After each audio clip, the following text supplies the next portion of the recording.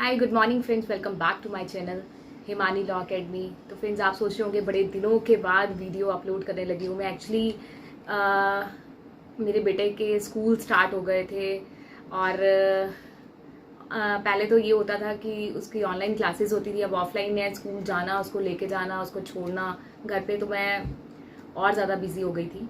तो इसलिए मैं नहीं बना पाई वीडियोस। लेकिन अब काफ़ी टाइम हो गया तो मुझे लगा कि चलो आज हॉलीडे भी है और वीडियो कोई ना कोई ज़रूर बनानी चाहिए। तो मैंने एक नई जजमेंट आई है 498A के ऊपर, जो कि लड़कों के लिए, हस्बैंड्स के लिए ज़्यादा इम्पॉर्टेंट है, जिसमें सेक्शन 498A आरपीसी जो कहती है कि द हस्बैंड और the relative of the husband of such women to cruelty shall be punished with imprisonment extend 3 years or shall liable to be fined। तो ये जजमेंट 498A की है। मैं इसमें बताती हूँ 498A क्या होता है, जिसमें कि वाइफ अपने वाइफ जो होती है वो हस्बैंड के ऊपर और हस्बैंड के जो रिलेटिव्स होते हैं, मदर इन लॉ होती हैं, सिस्टर इन लॉ होती हैं, उन सब के ऊपर FIR कर सकती है। कभी भी कर सकती है कि इन्होंने मेरे साथ क्रूएलिटी की है, इन्होंने मेरे साथ मार धाड़ की है और ये सब चीज़ें की हैं, तो इन 498A के अंदर जल्दी से FIR दर्ज हो जाती है।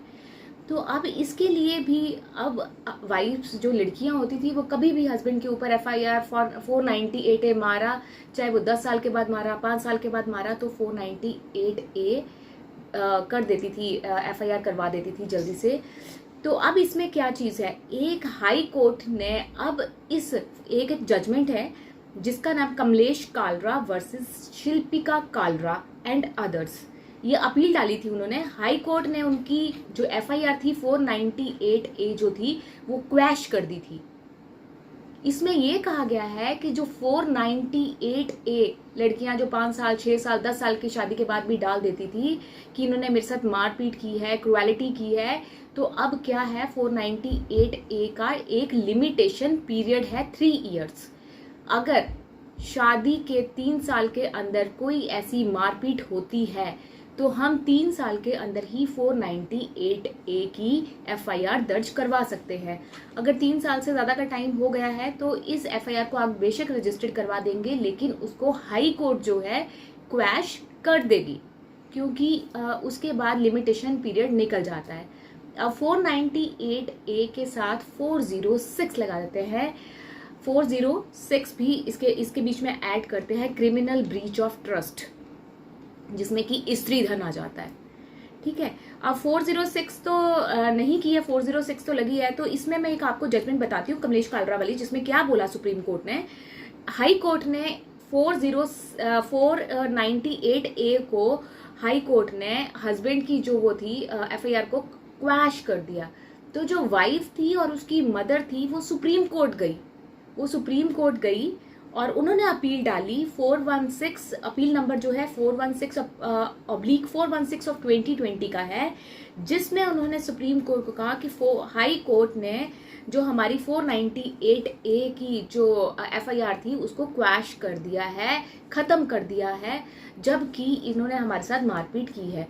तो हाई कोर्ट, सुप्रीम कोर्ट ने भी यही बोला कि 3 साल का टाइम निकलने के बाद 498A को ख़त्म ही हो जाना चाहिए, ख़त्म ही कर देना चाहिए। इसकी उन्होंने उसको कोई राहत नहीं दी। और जो 406 था, जो क्रिमिनल ब्रीच ऑफ ट्रस्ट है, जिसमें कि उसने बोला कि मेरा स्त्री धन जो है वो इनके पास है, इन्होंने मुझे नहीं दिया है, तो उसके ऊपर भी उन्होंने बोला कि पहले तो आपने बोला नहीं, पहले तो आपने कोई लिस्ट नहीं दी। अगर आपने पहले ये चीज़ बोली होती कि जी पहले जब आप हाई कोर्ट अपनी डिस्ट्रिक्ट कोर्ट कंप्लेंट जब भी आपने की, तो आपने लिस्ट ही नहीं दी उनको कि मुझे ये सामान चाहिए, मेरा ये सामान चाहिए, और अब आप इस टाइम पे ऐसा चीज़ बोल रहे हैं क्योंकि आपकी 498A क्वैश हो चुकी है।